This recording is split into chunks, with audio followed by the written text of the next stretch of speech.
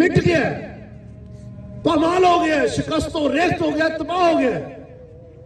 ਉਹਦੀ 2 ਵਕਤ ਦੀ ਰੋਟੀ ਇਹਦੇ ਵਾਸਤੇ ਜੀਰਨ ਹੋ ਗਈ ਹੈ। ਇਹ ਪੈਟਰੋਲ ਦੀਆਂ ਕੀਮਤਾਂ, ਬਿਜਲੀ ਦੇ ਬਿੱਲ, ਇਹ ਗੈਸ ਦੇ ਬਿੱਲ ਜਿਹੜੇ ਅਜੇ ਤੱਕ ਤੁਹਾਨੂੰ ਤੇ ਨਹੀਂ ਪਹੁੰਚੇ, ਲੇਕਿਨ ਜਿਨ੍ਹਾਂ ਨੂੰ ਪਹੁੰਚਦੇ ਨੇ ਉਹਨਾਂ ਨੂੰ ਪੁੱਛੋ। ਇਹ ਜਿਹੜੀ ਰੋਜ਼ਮਰਾ ਦੀ ਅਸ਼ੀਆ ਦੀ ਕੀਮਤਾਂ ਨੇ, ਇਹ ਛੱਤ ਪਾੜ ਕੇ ਲੋਕਾਂ ਵਾਸਤੇ ਤਬਾਹੀ ਦਾ ਬਾਇਸ ਬਣ ਗਏ ਨੇ। ਤੇ ਮੈਂ ਇਹ ਸਜ਼ਾ ਇਸ ਵਾਸਤੇ ਭੁਗਤੀ ਹੈ ਕਿ ਮੈਂ ਆਵਾਜ਼ ਬੁਲੰਦ ਕੀਤੀ ਹੈ ਤੁਹਾਡੀ। ਮੈਂ ਮਹਿੰਗਾਈ ਦੇ ਖਿਲਾਫ ਆਵਾਜ਼ ਉਠਾਈ ਹੈ। ਮੈਂ ਮਹਿੰਗਾਈ ਦੇ ਖਿਲਾਫ ਜਿਹਾਦ ਦਾ ਵਾਅਦਾ ਕੀਤਾ ਹੈ। ਇਸ ਵਾਸਤੇ ਮੈਨੂੰ ਸਜ਼ਾ ਦਿੱਤੀ ਗਈ ਹੈ।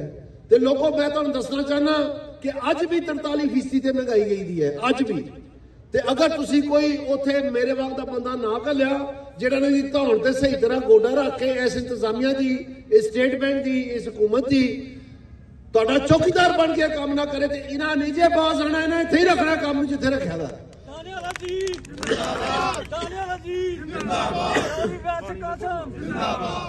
ਸੋ ਮੈਂ ਤੁਹਾਨੂੰ ਕਹਿਣਾ ਚਾਹੁੰਦਾ, ਕੋਈ ਗੱਲ ਨਹੀਂ, ਕਿ ਇਹ ਜਿਹੜਾ ਇਲੈਕਸ਼ਨ ਹੈ ਇਹ 2 ਹਰੀਫਾਂ ਦੇ ਦਰਮਿਆਨ ਹੈ।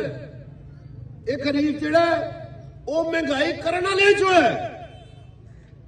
ਉਹ ਮੈਂ ਸਾਬਤ ਕੀਤਾ ਹੈ टेलीविजन पे जाके, इन्हों भी मानने पे कि हाँ मेरे महकमे का कुछ जिम्मेदारी थी महंगाई कंट्रोल करने की।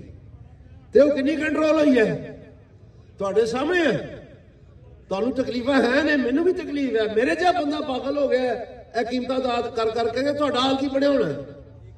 तो दूजे पासे एक पासे वो ने जिन्होंने अगों भी यही कुछ करना है, उन्होंने जांच ही नहीं, वो इस अहल ही नहीं, उन्होंने को कॉम्पिटेंसी नहीं, नलैकी है, फुकदान है।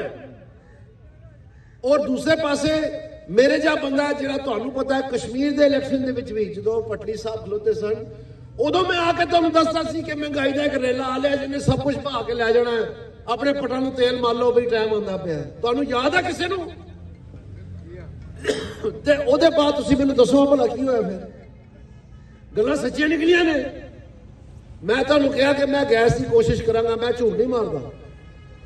मैं गैस की कोशिश की, अल्लाह ताला मेहरबानी की, पूरे पाकिस्तान च बैन लगा, तुहाडी गैस आ गई थी।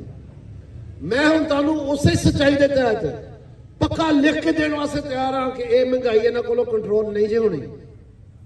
तुहानू उत्थे एक चौकीदार चाहिए जिहड़ा सीटी मारदा रहे, जिहड़ा डांग लोहे के गेट नाल मारदा रहे, ताकि जिहड़ा महंगाई करने वाला उधर अंदर बढ़न लगे उन्होंने पता होवे कि अगों सिर च भी कुछ है बचनी है, इधर जाना बारे च नहीं, किसी होर पासे चलीए।